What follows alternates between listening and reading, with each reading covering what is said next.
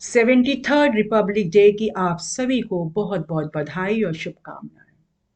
स्वर्णिम यात्रा पे है हमारा लोकतांत्रिक गणराज्य। कहते हैं ना, भारत की शस्य श्यामला भूमि पर जब हमने इस दिन को बनाया, झंडा फहराया, हमारे रोम रोम में घूस बम्स रोमांचित हो उठा। इसका कारण है सबसे सशक्त लोकतंत्र है हमारा भारत का। और ये लोकतंत्र है क्या? जनता के द्वारा जनता का शासक चुना जाना। एक एक वोट की कीमत है इसके अंदर।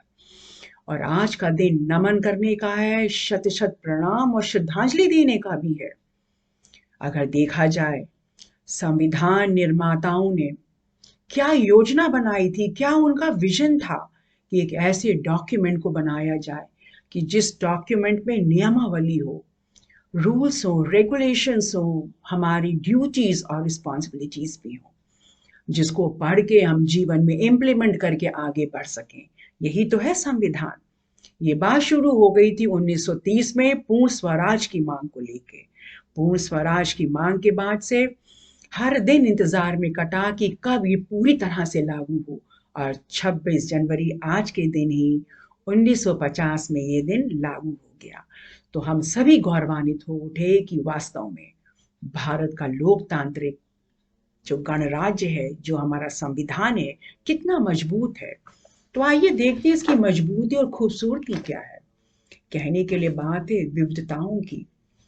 विविधताओं का अर्थ होता है वेश भाषा में विविधता हो सकती है, खान पान में हो सकती है, और लाइफस्टाइल में हो सकती है। आपके पहनावे से लेके बहुत चीज़ों में डिफरेंसेस हो सकते हैं। पर मतभेद होना स्वाभाविक है, क्योंकि इतने स्टेट्स हैं, इतने कल्चर्स हैं, इतनी लैंग्वेजेस हैं, इतनी बोलियां हैं। लेकिन फिर भी यहाँ पे कहते हैं यूनिटी इन डाइवर्सिटी, अनेकता में एकता के दर्शन होते हैं। और संविधान में सबको समानता का अधिकार दिया गया है। आज का दिन है बाबा साहब अम्बेडकर को नमन करने का, डॉक्टर राजेंद्र प्रसाद को शत शत प्रणाम। उन बुद्धिजीवियों ने तत्कालीन परिस्थितियों में जो दस्तावेज बनाए, उस जो डॉक्यूमेंट्स को हमारे सामने रखा, वो वास्तव में आज भी रेलेवेंट है। और कई धर्म ग्रंथों में जितनी भी अच्छी बातें लिखी गई हो, वो सब हमारे संविधान में है। बाबा साहब बचपन से ही सामाजिक बहिष्कार, महार जाति में उत्पन्न हुए।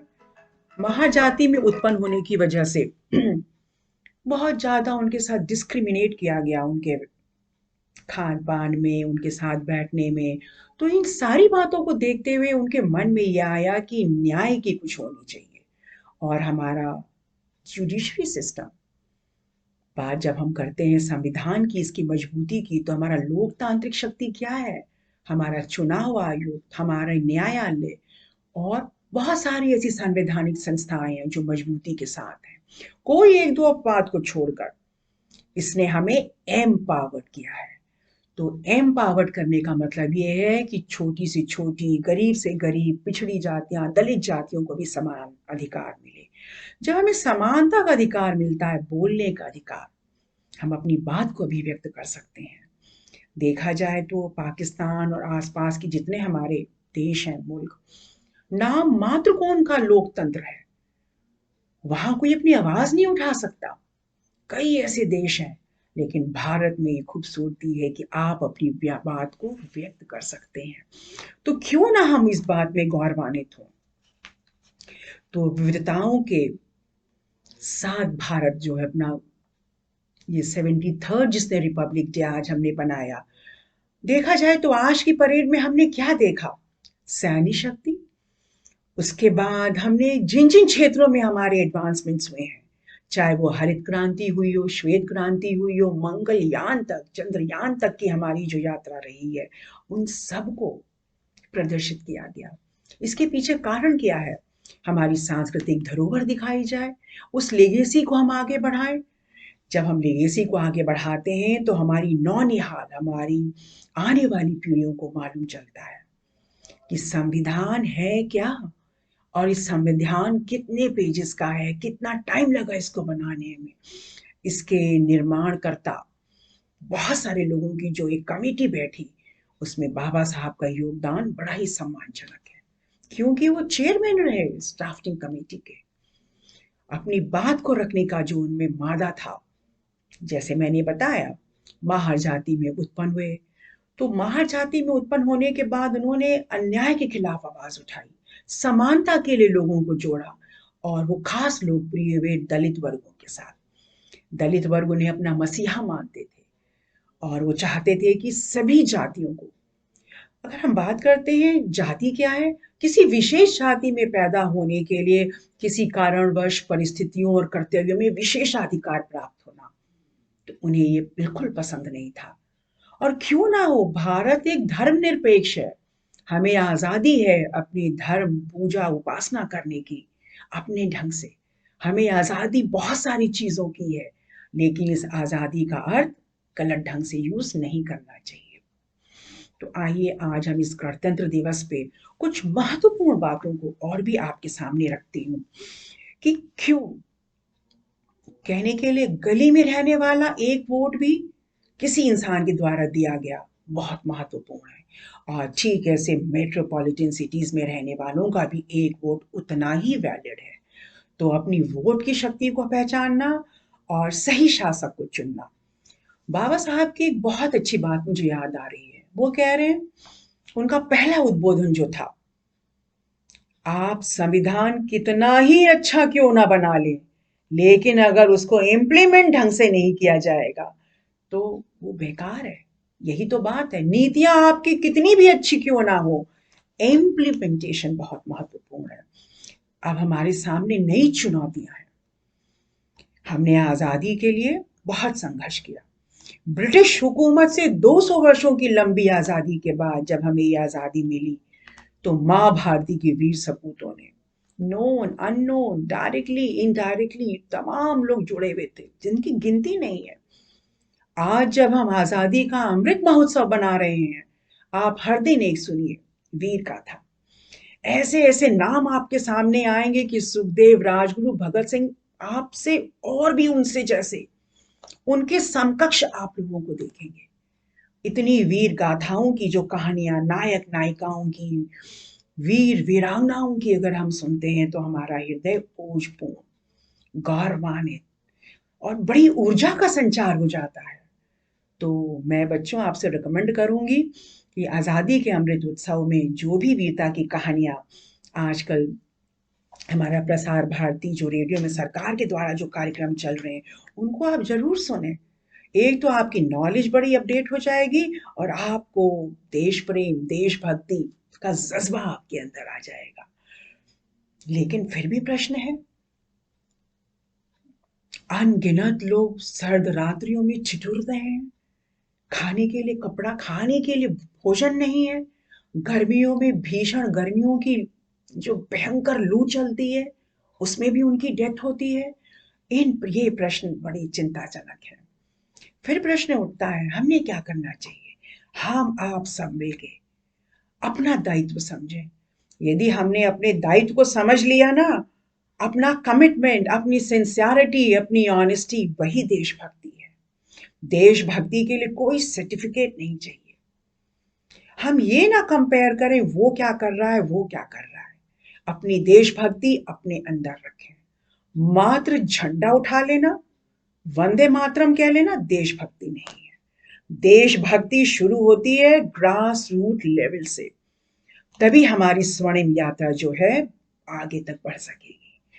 तो मैं सभी बच्चों से यही कहूंगी कि संविधान के 73rd दिवस पे भारतीय तिरंगे को फहराना, उसके 3 रंगों का, खूबसूरत 3 रंग जो है हमारे जीवन में तीनों रंग बने रहे, हमें शांति भी मिले, सुख समृद्धि और वीरता और शौर्य भी हमारे अंदर हो, तभी हमारा स्वस्थ भारत आगे बढ़ेगा। और इन्हीं शब्दों के साथ मुझे ध्यान आता है, जब आज हम गणतंत्र दिवस बना रहे हैं, आज़ादी तो हमने हासिल की और आज़ादी के 75 ईयर्स हमने कंप्लीट कर लिए और हम उसी आज़ादी का स्वर्णिम अवसर जारी है।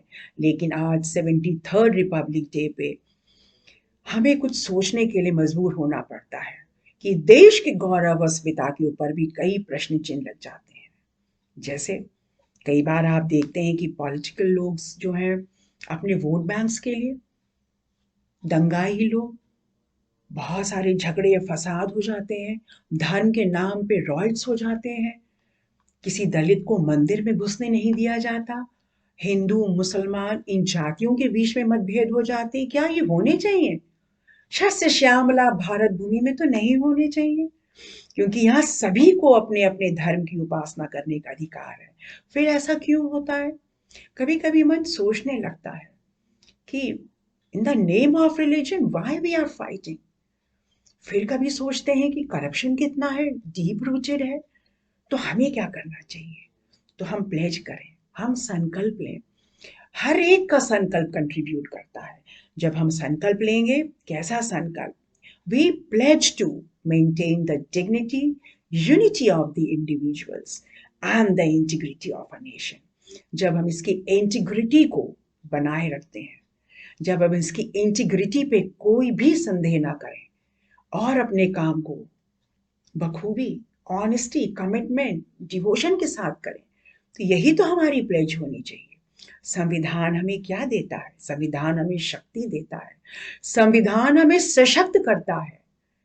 तो जब बात सशक्तिकरण की आती है, तो सभी सशक्त बने, और जब सभी सशक्त बनेंगे तभी भारत आगे बढ़ेगा। आपको याद नहीं आता विवेकानंद की वो लाइन, उठो, जागो और अपने लक्ष्य को प्राप्त करो। क्या है हमारा लक्ष्य? लक्ष्य है हर भूखे नंगे को खाना मिले, वस्त्र मिले, शिक्षा मिले, और अच्छी शिक्षा के साथ साथ अच्छा स्वास्थ्य मिले। इन संकल्पों को पूरा करना है। फिर भी अगर दिमाग में एक प्रश्न आ जाए, are we free from the clutches of terrorism? Terrorism बहुत बड़ी चुनौती है। उसके बाद आप देखिए, चाइल्ड लेबर अभी तक है, अनएम्प्लॉयमेंट है, यूथ के पास डिग्रीज हैं लेकिन रोजगार नहीं है। सरकार को इन नीतियों पर भी काम करना होगा। सरकार अपना काम कर रही है, लेकिन हमें सशक्त होने के लिए बेसिक चीजों पर भी ध्यान देना होगा। अपना ध्यान पॉजिटिव रखना होगा, पॉजिटिविटी को जनरेट करना होगा, कुछ अपनी ओर से भी पहल करनी होगी। देश ने हमें क्या दिया, हम उन्हें क्या दे रहे हैं, अपना कंट्रीब्यूशन पहले रखें। किसी भी काम को करने से पहले नेशन कम्स फर्स्ट की थ्योरी रखें। फिर आज का दिन श्रद्धा के साथ, नमन के साथ, श्रद्धा पूर्वक श्रद्धांजलि देने का है अपने संविधान निर्माताओं को। तो 4 पंक्तियों के साथ अपनी बात को यहाँ समाप्त करूंगी कि आज़ादी के मतवालों ने जो कुछ हमें दिया, हम उसे रिपे नहीं कर सकते, लेकिन अपने इतिहास में उनका नाम जो अंकित है, अपनी नौनिहाल पीढ़ी को अवेयर कराएं। यदि हम आज के बॉलीवुड के नायकों के बारे में बात करते हैं, ये रैपर है, फलाना है, सेलिब्रिटीज हैं, उनके बारे में बच्चों को नॉलेज है, लेकिन अपने इतिहास के पन्नों को पलट के देखने के लिए वीर, जैसे कहते हैं ना, मां भारती के वीर सपूतों का नाम नमन नहीं है तो बेकार है। तुम नहीं तो आज सूना है गुलिस्तानी वतन, तुम पे फूल चढ़ाते हैं हम शहीदाने वतन। मेले जब भी लगेंगे, मेले जब भी लगेंगे शहीदों की मजारों पर, अदब से उतरकर फरिश्ते भी धरा पर आते हैं, अदब से उतरकर फरिश्ते भी धरा पर आते हैं। वतन वालों की आंखें नम हो तो क्या, फरिश्ते घटा बनकर उन पर आंसू बहाते हैं। तो उम्मीद करती हूँ आपको ये वीडियो पसंद आया होगा, और पसंद आए तो एक लाइक एंड शेयर तो बनता है। वंदे